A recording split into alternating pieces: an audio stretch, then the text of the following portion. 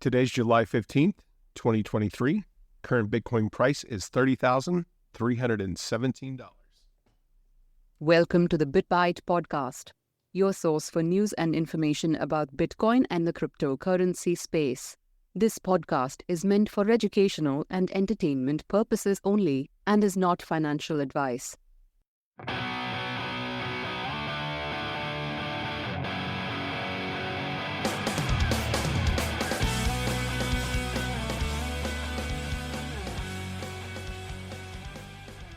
What's going on, Rick?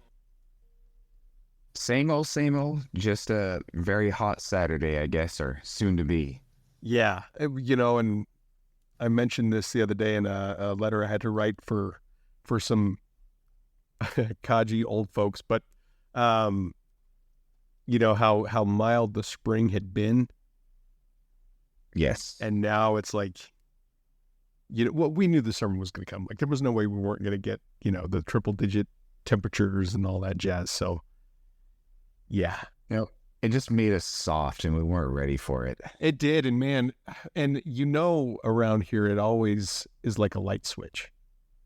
It always goes from, like, there's no easing into it. Yeah, no. It goes from, oh, it's so nice outside, to, oh, yeah, no, I'm going to burn you in the frying pan. You're good to go. Yeah. Well, that's the one thing about here. It's always unpredictable. But this is the first time that the weather here kind of lulled me to sleep. Yeah. It's usually waking you up one way or the other. Right. Yeah. It gave us a false sense of, oh, this is so nice. And yeah, now it's gone. So anyways, we had some big news with CPI numbers that came out this month. So those were just announced on Wednesday, I believe. Yes. So allegedly, they're saying that CPI inflation is at 3%, which was a huge decrease from what they were expecting previous to all of this hoopla. I think it beat their expectations because I think they thought that initially there was going to be like a 3.8% from 4% in the previous month, and we ended up hitting 3%.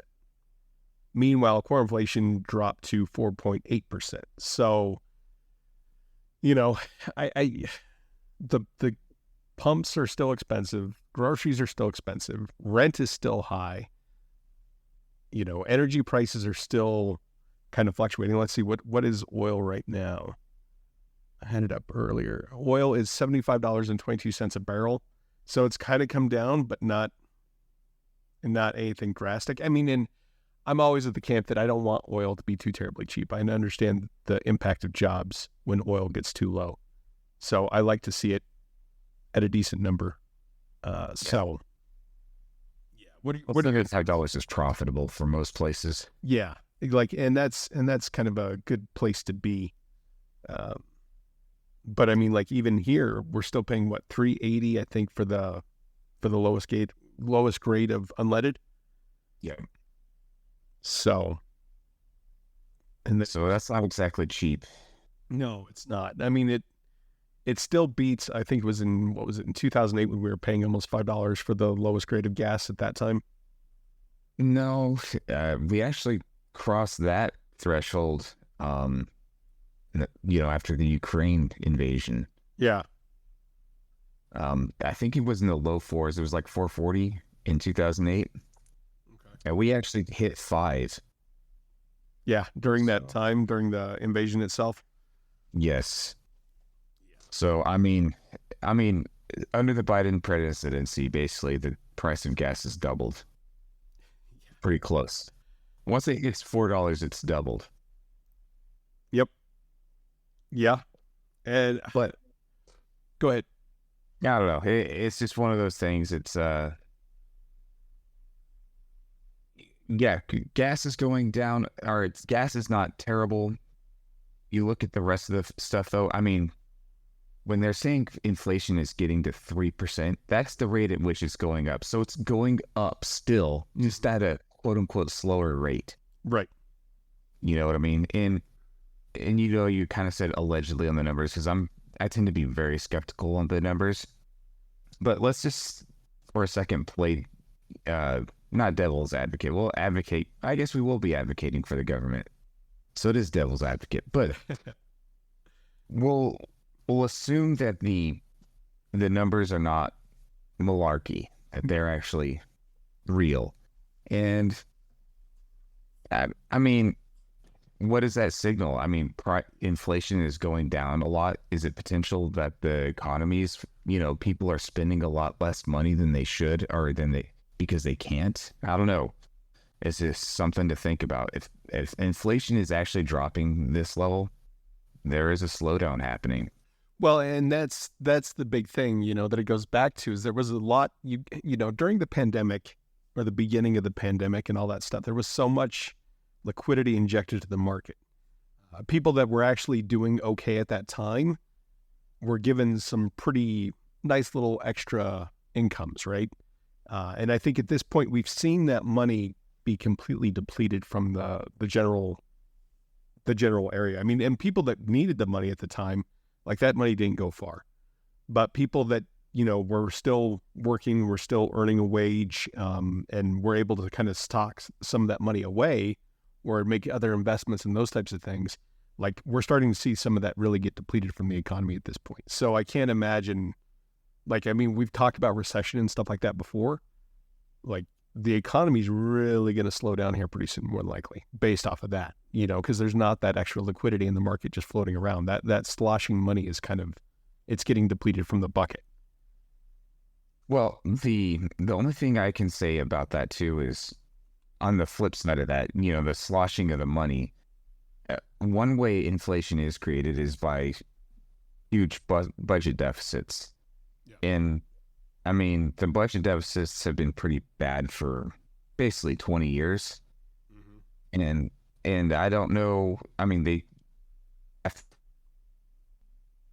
on that end of things, they're still cranking out the printing press. It's just maybe that economically people aren't getting loans, people aren't, it's just this weird battle that's going on.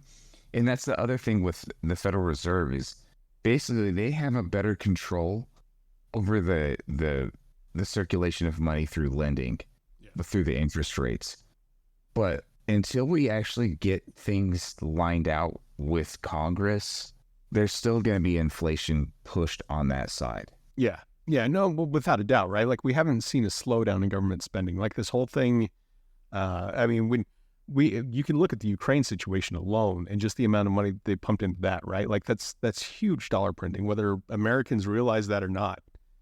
That's still a huge amount of money that's being put back on the American taxpayer. And it's like, where's that money coming from? You guys, what are you doing? Like, I mean, I guess the hope is that, Ukraine ends up in our back pocket at some point, when this is all said and done, but that's assuming that they lose or win. Yes. I'm not lose, that's assuming they win, in which case they lose to America at that point, right? Right. Or the United States, I should say, America. I'm trying to really get used to differentiating America from Canada and the United States. I run into that all the time with my new role, so... They'll be like, Canada is part of America too. I'm like, dang it. Okay, my bad. North America. Come on. So yeah, and the other crazy thing too is that, I mean, we're still waiting. I haven't seen SEC minutes yet, or not SEC, the Fed minutes yet, but they're still talking about having 2 more interest rate hikes this year. We've paused so far, but we paused last month. Will they do another increase here pretty soon? What does that? I think they. I don't know. I think they will, just because they've said they're going to do it. It's going to be more pride than anything. Just and it goes back to they seem like they really want to break the back of that system, right? Or break the back of the economy. Well, they're about to break the back of the banking system. Yeah. Especially with the fact that, with the Silicon Valley Bank, I mean, that's the other issue. That happened back in March, and we're in July now. But the issue is not fixed. They've just papered over it. Yeah. Yeah. And, and it's kind of interesting too. Like we've talked about this with some of the smaller regional banks and credit unions and those types of things. Like I just got a letter the other day from a credit union that I'm a member of that they've been absorbed into a larger conglomerate. They're not saying they're shutting down or anything along those lines, but they're like, oh, hey, we're part of this now. And this is going to be beneficial for everybody for this and this and this. It's like, I wonder how many buyouts are happening behind the scenes that we're not seeing. How much consolidation of the banking system is actually happening. Yeah, that's a good point. I imagine it's going to be, well, I think it's going to skyrocket here soon. As far as like depositors, I think everyone's covered with FDIC. And by covered, I mean, the government has the printing press at the ready for this. Yeah. Well, that's exactly it, right? Like they're like, yeah, you know what? If you have $1,000 in the bank right now, guess what? When everything goes to crap, you'll still have that $1,000 in the bank, but it'll be worth about $100 because they'll have to print to be able to restore that. I mean, that's one of the things with the FDIC is that it's great if you just have a small bank that collapses that the people need help with. If it's within a small regionalized, or if it's localized. The problem with that is that it becomes huge when it becomes a national emergency with the printing press, right? Right. Because then you have this huge amount of liquidity that has to be printed up to put into the market, and then the inflation happens even quicker. So, well, like I said, I think the depositors are fine. But yeah, we are not financial advice. But if you are invested in banks and you own bank stock, I think you're insane right now. Yeah, I can't imagine wanting to go buy a CD right now, for a possible 0.5% increase over the next 2 years. Well, and that's going to be actually breaking the back of the banks, is because now they're starting to get interest. There's opportunities to invest in, like Apple was issuing stock at 4% last month. Or not stock, but they were issuing debt with 4% interest. Uh-huh. I mean, you're banking. That's the thing. Once these people start pulling their money out of the banks and trying to go other places, we're going to find some more cracks in the foundation. Yeah, I agree. Well, and I mean, so much of that too, even just with some of those tech companies like that, with Apple and those types of things, they'll buy back so much of their stock just to raise that price too. Yeah. But the thing is Apple's huge. I mean, if you're buying bonds from the federal government, I think eventually they're just printing that money. So they're gonna default or they're just gonna print it out to you. Yeah. But when it comes at least to Apple, really solid companies that have still been doing well over the past, 10 years, even though Steve Jobs isn't around anymore, right now they're doing fine. Yeah. And are buying bonds from Apple is a totally different thing for me than buying bonds from government, other than the fact that you're still using the same denomination. Well, here's the crazy thing, right? Like Apple is very much, it's a retail company, right? They're not, and from my understanding, and maybe I need to dive a little bit deeper into Apple, what they do, but like when you look at Amazon, right, they offer a lot in kind of an industrialized type tech, right? Because they've got Amazon Web Services and a whole bunch of other things. Google has a lot of the same things. Apple, as far as I know, they just provide retail customers with products, consumer products, and an ecosystem, right? Yeah, I was going to say it's the ecosystem. But if there's no money to buy a new iPhone, what does that do to Apple? I don't know. That's a good point. I mean, I've heard somebody state something that I found kind of interesting. I think it's a little bit hyperbolic, but they said it's much easier to move to a different country than it is to move off of Apple's ecosystem, especially if you've been there for a long time. I can see that with my wife for sure. Like, and they will beg, borrow, and steal and sell their firstborn to get the next iPhone. And I guess that's the other thing is that those companies that still. It's kind of an interesting setup all the way around, but those companies like the cell phone companies and stuff like that, the way that they incentivize people to upgrade to the new phones, like really, it almost makes it easier for people.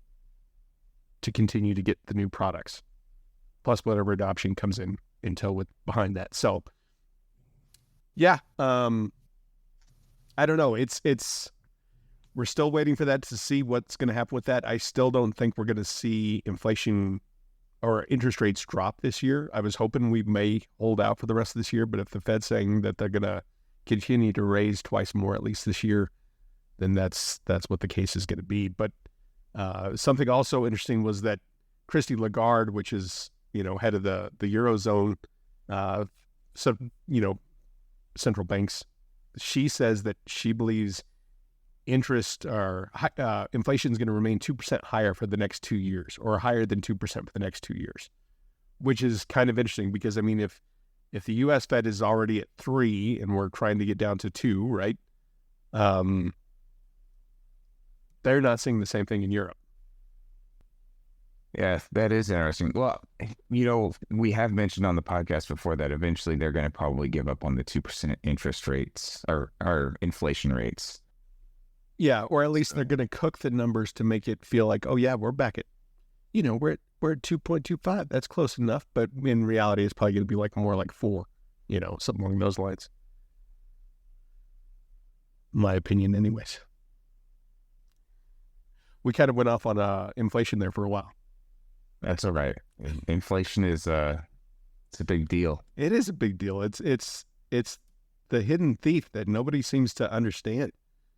And even, and we can sit here and talk about it, but I mean, I may not even have the most intricate understanding of exactly what they do with the inflation stuff. When we look at CPI numbers, those numbers are cooked in such a way that who knows what the real reporting is. Exactly. Because they changed the beginning of this year, they changed the way the inflation was going to be calculated. The basket of goods and the percentage of each good within the basket and those types of things. So, I don't know. It's interesting for sure. But something to keep an eye out for. So, and then we had one other big piece of news that came out this week. Yeah. Ripple won their lawsuit in a way against the SEC. Like it was defined as not being a security. So that's a major blow for the SEC, and it's a major win for the crypto market as a whole, aside from Bitcoin, right? Yeah. Anything that's other than Bitcoin, because, I mean, Gary Gensler has continually said that everything other than Bitcoin is a security. And now, this kind of clears a path for, Cardano, Solana, Polygon, XRP, obviously. Like, that's going to have to go back. They're going to have to redraw the books on this, and hopefully it sets some sort of legal precedence on how these are going to run. But we saw a huge increase between Bitcoin and XRP. Like, there was a nice little pump that took place, and then, of course, as usual with the market, like, everybody forgot about it 2 days later. So, yep. And were you shocked when you saw that announcement? Because you're the one that actually told me that there was a ruling that came out. Yeah, I was actually kind of shocked because I figured XRP was done. The SEC was going to sink their claws into them and tear them to shreds. But hey, I was wrong, and I'm happy for it on this one. No, this is a good one. I mean, in some sense, I would love to see all the crypto market, like all the money actually that is in quote unquote poop coins, right? I would love to see that actually in maybe like the top 3 or 4 coins within the crypto space. However, this is still good because, I mean, our market has still got some more room to grow. The only thing that bothers me, like some coins are absolute junk and people need to understand that. But this is a huge win. I mean, it's good for the crypto space. We've talked about this on the podcast before, like, because I think we've been talking about this now for 2 years, something along those lines. Maybe something like that. Yeah, it's been quite a while that this has been going on. I think because I want to say the case actually began in 2020 or 2021. So I'm glad it's finally coming to a resolution, but we'll have to wait and see what the fallout's going to be from this. Not the necessarily fallout, but what the implications are going to be. Right. No, you bring up that point with the crap coins. There's definitely too many of those. And I think there will be a bloodbath in the markets, all of them. And it'll just be kind of interesting to see what survives and what dies.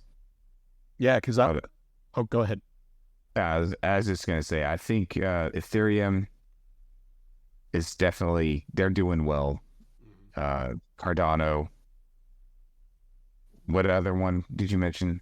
So like Solana and Polygon. Solana. Yeah. Polygon. Yeah, I mean, I can see those ones surviving, but there's a million different crappy coins out there that I would not touch with a 10-foot pole. Yeah. So.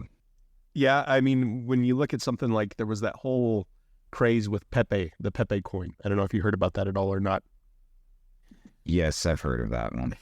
It's a meme coin, right? Like, I mean, it does nothing other than it was a rug pull. I mean, basically, and given it's one of those things where within the crypto space, you could become a millionaire overnight if you were able to buy it in such a way that you could get it so cheap that whenever it does the crazy parabolic runs, you're able to buy so much of them that's where you make your money, right?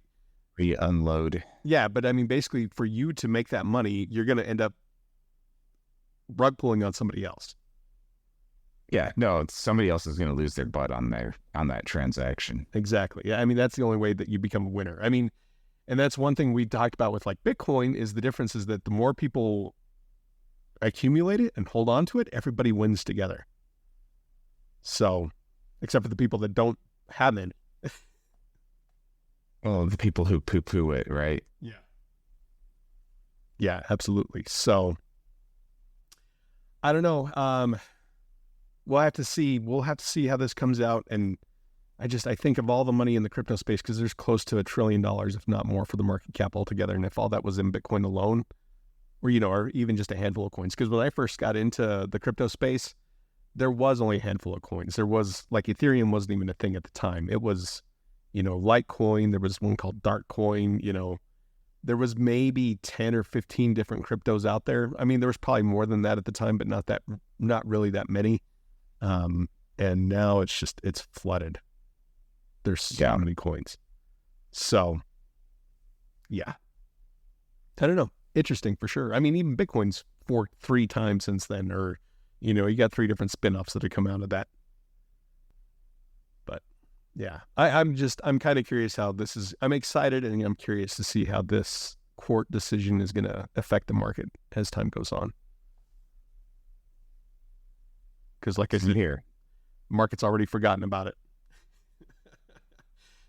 Everything's kind of back to where it was pre-court ruling.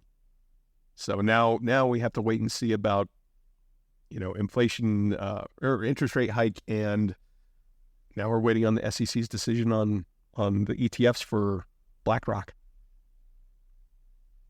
Yep, that will be interesting. Yeah. Let's see where that path takes us. Mm-hmm. Yeah, and it could be like it's going to be great for a day. Although there is an ETF that's launching in the Eurozone supposedly by the end of this month. So, and it's a spot ETF. So we'll see if that helps the market at all. Looking forward to it. Is there anything else you wanted to bring up today, Rick? I think that's it for me. I think that's it for me too. So thank you all for listening. Keep in tune. We've got, like I said, we've discussed before, we've got newsletters hopefully coming here pretty soon. Something that's really going to help you all out, as well as possibly some merch. I mean, let's be honest, we got to help ourselves a little bit as well. So if you're able to support us, that's great. And we truly do appreciate it. So thank you for listening. Thank you.